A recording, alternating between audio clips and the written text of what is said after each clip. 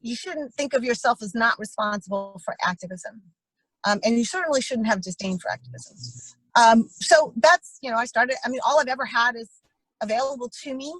To move my platform is my voice and my capacity to move people and to engage people and inspire them. That's all I've ever had. It's not like I've had, godfathers or major donors or whatever. It's all I've ever had is sort of my hustle and my willingness to engage with people and this deep burning passion to make life better for the people who are struggling in this country.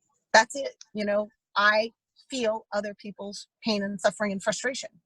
I understand what it feels like to live constantly on the margin.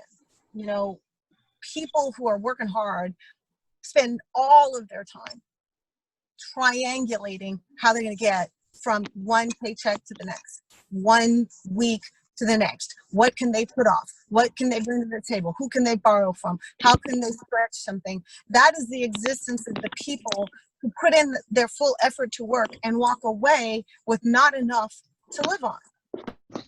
And we say that this is a symptom of capitalism, but it's really not. It's a symptom of pernicious capitalism. I believe in capitalism, but not exploitative capitalism. And what we found is that where there was a desire to allow market forces to determine things like prices of goods and services and so forth, we don't allow that to happen when it comes to labor.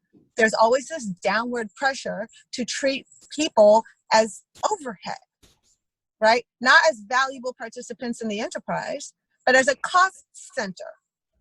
And there is a loose, perhaps not determinative, but loose understanding that amongst employers in any kind of class of business, that they're only going to pay their employees as much as they have to keep them, and not one dime more. And so there's always this downward pressure on wages, where there's always this upward pressure on executive compensation. It's a wild dichotomy, right?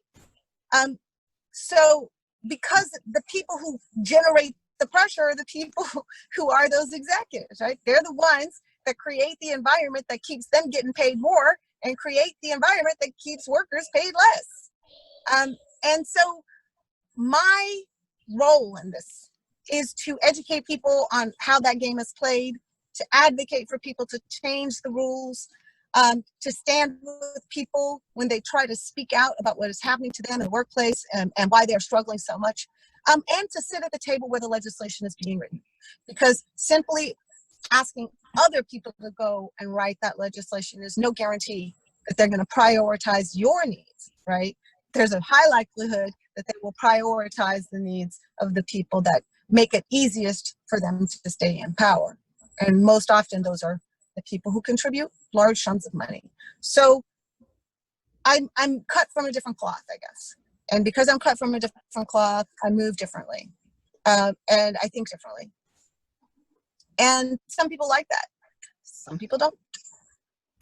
But everybody who comes across me, Lorenzo, I think they get a sense that they have the authentic version of me because I've never presented anything else, right? I've always just been what you see is what you get, Pam. Willing to challenge anybody and anything that I think is wrong, because I start from a position that to whom much is given, much is required. This is my mission in life. This is my calling in life, to stand for people, to be an advocate for people. Because if I spent 25 years honing advocacy skills, I should put it to use that's something relevant. And simply fixing one corporate problem after another is not relevant to me. Fixing our country, especially when it hurts people, that is relevant to me. And that's my mission, and that's what I'm trying to do.